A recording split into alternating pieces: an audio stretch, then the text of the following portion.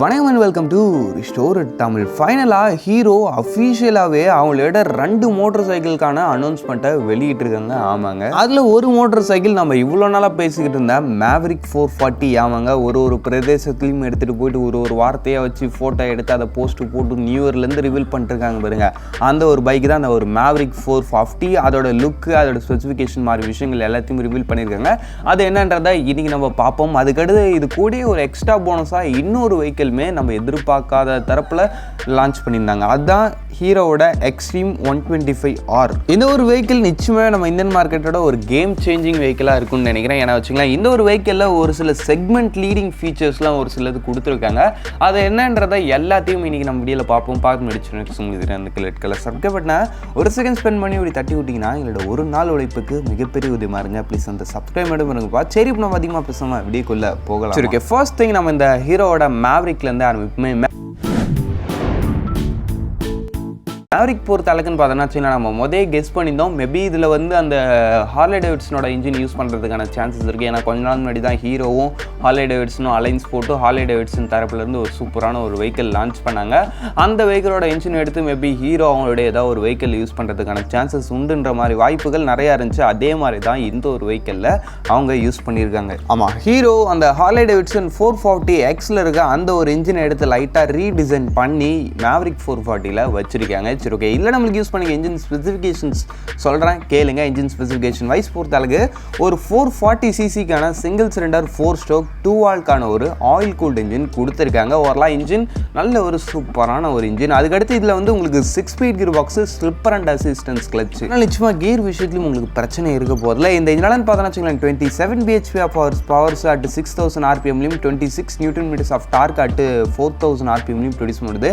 Power figures wise பொறுத்த அளவுக்கு நல்ல ஒரு டார்க் பேஸ்டான ஒரு இன்ஜின், செம்ம டார்க்கியாக இருக்கும். உங்களுக்கு வண்டி ஓட்டுறதுக்கே இந்த திடீர் எப்படின்னா நம்மளுக்கு இந்த ராயல் என்ஃபீல்டெலாம் எப்படி இருக்கும், அந்த உங்களுக்கு low and power and mid and power செம்ம ஸ்ட்ராங்காக இருக்கும் இல்லையா? அதே மாதிரி தான் உங்களுக்கு இந்த ஒரு இன்ஜினுமே நல்ல ஒரு ஸ்ட்ராங்கான mid and low and power இருக்கக்கூடிய ஒரு இன்ஜினாக இருக்குது இந்த ஒரு மேவரிக் 440. அடுத்து இந்த மேவரிக்ன்ற பேருக்கு மேபி ஒரு சில பேருக்கு அர்த்தம் தெரியாமல் இருக்கலாம். நான் சொல்லியிருப்பேன், அப்படியே அது ஒரு ஃப்ரீடம் உள்ள ஒரு தலைவனோட ஒரு பேருன்றதுக்கு அர்த்தம். அதுக்கு வந்து இன்னொரு விஷயம் ஹீரோ தரப்புலேருந்து சொல்லியிருக்காங்க. என்ன வச்சுங்களேன், ஒரு சில மக்கள் வந்து நம்ம நார்மலான மக்களோட ஃபிட் ஆக மாட்டாங்க. அவங்க எப்பவுமே தனியாக துண்டாக வெளியே தெரிகிற மாதிரி இருக்கணும்னு நினைப்பாங்க. ஃபார் எக்ஸாம்பிளுக்கு இப்போ ஒரு நார்மலான மனுஷ வாழ்க்கைனா எப்படி இருக்கும், காலையில் எழுந்திருக்கணும், வேலைக்கு போகணும், அப்படி சாப்பிட்ணும், அதுக்கடுத்து திரும்பி வந்து தூங்கணும், அப்புறம் திரும்பி காலையில் எழுந்திருக்கணும், வேலைக்கு போகணும், அப்புறம் வந்து திரும்பி தூங்கணும், காலையில் எழுந்திருக்கணும், வேலைக்கு போகணும். That's all. இதே தானே இப்போதைக்கு நம்மளுடைய மனுஷ வாழ்க்கையாக இருக்குது.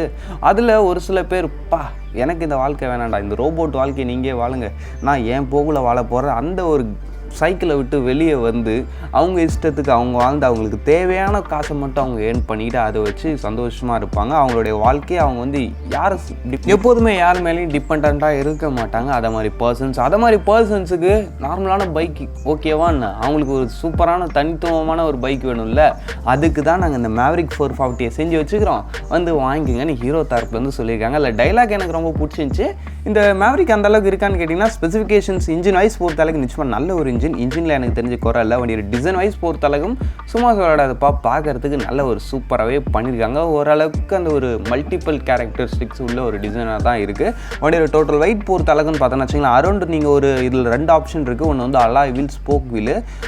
நீங்கள் அலாய் வீல் எடுக்கிறீங்கன்றப்போ ஓரளவுக்கு வெயிட் கம்மியாக இருக்குது. ஏன்னா வச்சுங்களேன் ஒரு 187 kg கிட்ட வருது. இதுவுமே கொஞ்சம் ஹெவி வெயிட் தான், பட் 400cc பார்க்கும்போது ஓகே. அதுக்கடுத்து நீங்கள் ஸ்போக் வீல் போகிறீங்கன்றப்ப உங்களுக்கு 191 kg கிட்ட வருது. ஆமாம், இல்லை உங்களுக்கு பேஸ் வேரியண்ட்டில் வந்து ஸ்போக் வீல் வரும், அது மிட் அண்ட் டாப் வேரியண்ட்டில் வந்து உங்களுக்கு அலாய் வீல்ஸ் அப்படின்னு பார்க்கும்போது வண்டியோட வெர்சாலிட்டியும் குறையில ஓரளவுக்கு பெட்டராகவே இருக்குது. ஹைவே க்ரூசிங்க்கு நிச்சயமாக இந்த ஒரு வெஹிக்கிள் பெட்டரான ஒரு வெஹிக்கிளாக இருக்கும். ஆஃப் ரோடுக்கு எப்படின்றது மேபி வந்து டெஸ்ட் ட்ரைவ் பண்ணி பார்த்துட்டு அப்புறம் பேசலாம் ஆஃப் ரோடு எப்படி இருக்குன்னு. பட் நிச்சயமாக ஆன் ரோடுக்கு இந்த ஒரு வெஹிக்கிள் பர்ஃபெக்டாக இருக்குன்றதுல டவுட்டே கிடையாது. சரி, அதுக்கடுத்து இந்த வண்டியில் டிசைன் மட்டும்தான் விஷயமா, இன்ஜின் மட்டுமா விஷயமானு கேட்டிங்கன்னா இல்லை, இன்னொரு விஷயத்துலையும் சூப்பராக கொடுத்துருக்காங்க. இதில் மொத்தம் 35 வகையான கனெக்டிவிட்டி ஃபீச்சர்ஸ் இருக்குதுன்னு சொல்கிறாங்க. பட் அதெல்லாம் என்னென்னு எனக்கு லிஸ்ட்டு போட்டு சொல்கிறதுக்கு இப்போதைக்கு ஸ்பெசிஃபிகேஷன்ஸும் அந்தளவுக்கு நான் ஆர்என்டியும் பண்ணல. 35 வகையான கனெக்டிவிட்டி ஃபீச்சர்ஸ் இருக்குதுன்னு சொல்லியிருக்காங்க. அதில் வந்து ஒரு சில விஷயங்கள் வந்து அந்த ஜிபிஎஸ் நேவிகேஷன் எனக்கு தெரியும். அதுக்கடுத்து உங்களுக்கு எஸ்எம்எஸ் அண்ட் கால் நோட்டிஃபிகேஷன், அதுக்கடுத்து உங்களுக்கு அந்த ஃபோனில் அந்த வண்டியோட ஒரு சில விஷயங்கள் பார்த்துக்கிறது. மற்றபடி வேறு என்னென்ன இருக்குன்றத நம்ம இன்னும் வண்டி வந்து டெஸ்ட் ட்ரைவ் பண்ணி பார்த்த கொஞ்சம் ஸ்ட்ராங் பண்ணிட்டு சொல்லலாம். இப்போதைக்கு ஒரு 35 வகையான கனெக்டிவிட்டி ஃபீச்சர்ஸ் இருக்குன்றதை மட்டும் தெரிஞ்சுப்போம். சரி, ஓகே. நெக்ஸ்ட் நம்மளுக்கு இதோட ப்ரைஸிங் பற்றி எதாவது வெளியிட்டிருக்காங்களான்னு கேட்டிங்கன்னா ப்ரைஸிங் பற்றி இப்போதைக்கு எதுவும் சொல்லலப்பா. பட் ஆனால் இன்னும் கூடிய சீக்கிரத்தில் அவங்க வெளியிட்டுருன்னு சொல்லியிருக்காங்க. அப்படின்னு பார்க்கும்போது நிச்சயமாக ஹீரோ தரப்புலேருந்து ஒரு வெஹிக்கிள் வருதுன்றப்போ ஓரளவுக்கு அது அஃபோர்டபுளாக தான் லான்ச் பண்ண பார்ப்பாங்க. ஏன்னா ஹீரோன்ற அந்த ஒரு பிராண்ட் எந்த ஒரு விஷயத்துக்கு பேர் போனவங்கன்னு பார்த்தம்போது அந்த ஒரு பட்ஜெட் செக்மெண்ட்லேயே இருக்கிறதுலே one of the best bike கொடுக்குறதுல தான் ஹீரோ பேர் போனவங்க. அப்படின்னு பார்க்கும்போது நிச்சயமாக இந்த 400cc இந்த பைக்கோட விலையை அஃபோர்டபுளாக எடுத்துகிட்டு வரதுக்கான சான்சஸ் நிறையவே இருக்குது. அது என்னன்றதை இன்னும் கொஞ்ச நாள் பார்ப்போம். சரி, ஓகே. நெக்ஸ்ட்டு இன்னொரு இம்பார்ட்டண்டான ஒரு விஷயம், அதுதான் இந்த Xtreme 125R. ஆமாங்க, எனக்கு கேட்டிங்கன்னா வச்சுக்கோங்க, இந்த 400 கூட எனக்கு தெரிஞ்ச அந்த அளவுக்கு நிறைய பேர் இன்ட்ரெஸ்டிங்காக தெரிஞ்சிருக்காது. ஏன்னா யாராவது ஒரு சில பேர் தான் 400cc போவீங்க.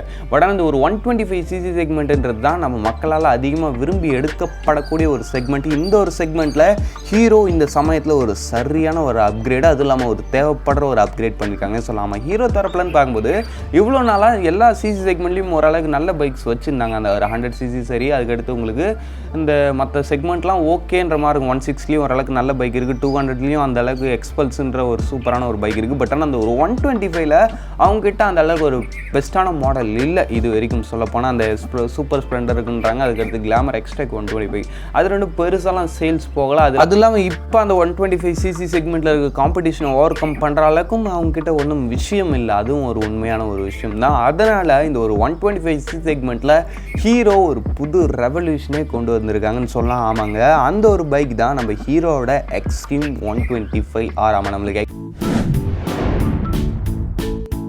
Xtremeல இந்த ஒரு 160 இருக்கும் தெரியும். அதோட ஒரு மிட் மாடல், அதோட ஒரு கம்மி ஸ்பெசிஃபிகேஷன்ஸோட ஒரு 125Rனு ஒரு வெஹிக்கிள் லான்ச் பண்ணிக்காங்க. இதோட ஃபர்ஸ்ட் நம்மளுக்கு வண்டியோட டிசைன் வைஸ் பொறுத்தளவுக்கு இந்த ஒரு 125cc செக்மெண்ட்லேயே இது வரைக்கும் யாருமே தர முடியாத அளவுக்கான ஒரு பயங்கர ஒரு ஃபீச்சரிஸ்டிக் அண்ட் பயங்கர ஒரு அக்ரெசிவ் டோனில் ஒரு டிசைன் கொடுத்துருக்காங்க.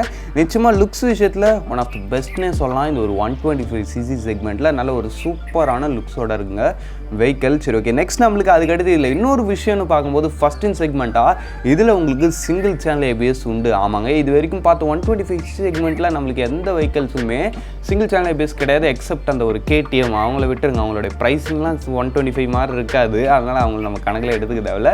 பட் ஆனால் இவரோட ப்ரைஸிங் ஓரளவுக்கு ரீசனபிள், அது என்னன்றதை நான் பின்னாடி சொல்கிறேன். இவரோட ப்ரைஸிங்கில் வர எந்த 125cc மோஸ்ட்லி உங்களுக்கு ABSன்ற ஒரு கான்செப்டே அதில் காமிக்கவே மாட்டாங்க. ஒன்லி CBS IBS மாதிரி விஷயங்கள் மட்டும்தான் இருக்கும். பட் ஆனால் இவர்கிட்ட single channel ABS first in செக்மெண்ட்டாக 125cc செக்மெண்ட்டில் ஹீரோ யூஸ் பண்ணியிருக்காங்க. அப்படின்னு பார்க்கும்போது நிச்சயமாக இந்த ஒரு வெஹிக்கிள் நம்ம ஒரு 125cc செக்மெண்ட்டை இந்தியன் மார்க்கெட்டில் ஒரு ரெவல்யூஷனே கொண்டு வரும்ன்றதுல டவுட்டே இல்லை. சரி, ஓகே. நெக்ஸ்ட் நம்மளுக்கு வண்டியோட இன்ஜின் ஸ்பெசிஃபிகேஷன் சைஸ் பொறுத்த அளவுன்னு பார்த்தோன்னா வச்சுங்க, இதில் உங்களுக்கு யூஸ் பண்ணிக்கிறது ஒரு 124.7cc ஒரு சிங்கிள் சிலிண்டர் 4-stroke 2-valve ஒரு ஏர் கோல்டு இன்ஜின் ஸ்பெசிஃபிகேஷன்ஸ் என்னமோ பார்க்கும்போது திட்டத்தட்ட நம்ம சூப்பர் ஸ்ப்ளெண்டரோட அதே ஒரு இன்ஜின் மாதிரி தான் இருக்குது. பட் ஆனால் இதில் பவர் உங்களுக்கு லைட்டாக இன்க்ரீஸ் பண்ணியிருக்காங்க. ஏன்னா வச்சுக்கலாம் இந்த இதனால் 11.4 bhp ஆஃப் பவர்ஸையும் 10.5 Nm ஆஃப் டார்க்கும் ப்ரொடியூஸ் பண்ணுது. பட் ஆனால் அந்த ஸ்ப்ளெண்டர் சூப்பர் ஸ்ப்ளெண்டரும் கிளாமருன்னு பார்க்கும்போது அதாவது 10 bhp ஆஃப் பவர்ஸும் 10 Nm ஆஃப் டார்க் தான். அதுன்னு பார்க்கும்போது நிச்சயமாக பவரில் இங்கே Xtreme 125Rல ஒரு இன்க்ரீஸ்மெண்ட் இருக்குது. இந்த பவர் வந்து எதுக்கு பஜாஜ் பல்சர் 125 இருக்கிறாரு பார்த்தீங்களா, அவரோட பவருக்கு லைட்டாக கொஞ்சம் ஈடான ஒரு பவர் இந்த ஒரு Xtreme 125Rோட பவர். அது இல்லாமல் இந்த வண்டியிலன்னு பார்த்தோன்னா வச்சுங்களேன் 0 to 60 வெறுமே 5.9 seconds, அதான் அரௌண்ட் ஒரு 6 secondsல அடிக்க முடியுது. அப்படின்னு பார்க்கும்போது ஆக்சலரேஷன் விஷயத்துலையும் கொஞ்சம் பெட்டராக இம்ப்ரூவ் பண்ணியிருக்காங்கன்றதுல டவுட்டே கிடையாது. அப்படின்னு பார்க்கும்போது ஓவராலாக பவர் விஷயத்தில் நிச்சயமாக நல்ல ஒரு இன்க்ரீஸ்மெண்ட் கொடுத்துருக்காங்க. மைலேஜ் பற்றி இப்போதைக்கு இந்த விஷயம் தெரியல, மேபி ஒரு 50 ஒரு 45 to 50 ரேஞ்சில் வரதுக்கான சான்சஸ் இருக்குது. பவர் ஃபிகர்ஸ் பொறுத்தளவுக்கு அப்படி தான் தெரியுது, எனக்கு தெரிஞ்ச மைலேஜ் அந்த ரேஞ்சில் தான் வரும். நெக்ஸ்ட் உங்களுக்கு வண்டியோட டோட்டல் வெயிட் ஜஸ்ட் ஒரு 136 kg தான். வெயிட் பொறுத்தளவுக்கு இட்ஸ் ஓகே. அதுக்கடுத்து சீட் ஹைட் பொறுத்தளவுக்கு 794 mm. அப்படின்னு பார்க்கும்போது ஷார்டர்ஸ்மே நிச்சயமாக கேப்பபிள் தான். சரி, ஓகே. இப்போ ஒன் ஆஃப் த மோஸ்ட் இம்பார்ட்டண்டான ஒரு டாப்பிக்கு வண்டியோட ப்ரைஸிங். ஆமாங்க, வண்டியோட ப்ரைஸிங் பொறுத்தளவுக்கு இதில் உங்களுக்கு எக்ஸ்ஷோரூம் ப்ரைஸிங் மட்டும்தான் இப்போதைக்கு வெளியிட்டிருக்காங்க. அதுவும் பேஸ் வேரியண்ட்டோட மட்டும்தான் வெளியிட்டிருக்காங்க. உங்களுக்கு பேஸ் வேரியண்ட்டில் ABS வராது, IBS பிரேக்கிங் வச்சு வரும். அதோட எக்ஸ்ஷோரூம் ப்ரைஸ் 95,000 கிட்ட வரைக்கும் வருது. அப்படின்னு பார்க்கும்போது ஆண்ட்ராய்டு அப்படி இப்படின்னு போட்டு அரௌண்ட் ஒரு 1.10, அதான் ஒரு 1,10,000 நீங்கள் பேஸ் வேரியண்ட்டு முடிக்கலாம். மேபி ஒரு 1,20,000 உங்களுக்கு வண்டியோட டாப் வேரியண்ட் வரும். அந்த டாப் வேரியண்ட்டில் நிச்சயமாக உங்களுக்கு ஒரு fully digital instrument cluster single channel ABS அப்படின்னு பார்க்கும்போது நிச்சயமாக இந்த ஒரு 1.20 அது மாதிரி ரேஞ்சில் எனக்கு தெரிஞ்ச இந்த வண்டியோட டாப் வேரியண்ட் வந்தாலும் அதுக்கு நிச்சயம் இது ஒரு ஒர்த்தாக தான் இருக்குது. பட் மேபி ப்ரைஸிங்கில் அந்த ஒரு லான்ச் டேட் அன்றைக்கி ஏதாவது ஃப்ளக்சுவேஷன் இருக்கலாம். பட் ஆனால் பேஸ் வேரியண்ட்டோட எக்ஸ்டர்னல் ப்ரைஸ் 95,000, அந்த ஒரு விஷயத்தில் டவுட் கிடையாது. டாப் வேரியண்ட்டோட ப்ரைஸிங் எந்த ரேஞ்சில் வரும்ன்றது லான்ச் டேட் அன்றைக்கி தெரியும். சரி, ஓகே, இப்போதைக்கு இந்த வீடியோ நம்ம இங்கேயே முடித்தோம். இப்போ ஹீரோ தரப்புலேருந்து வரக்கூடிய இந்த 2 வெஹிக்கிள் பற்றி நீங்கள் நினைக்கிறீங்க? ஹீரோட ஃபியூச்சர் திரும்பி மின்ன ஆரம்பிக்குதுன்றது நான் நினைக்கிறேன். இப்போதைக்கு தேங்க்யூ ஃபார் வாட்சிங். பாய், see you later.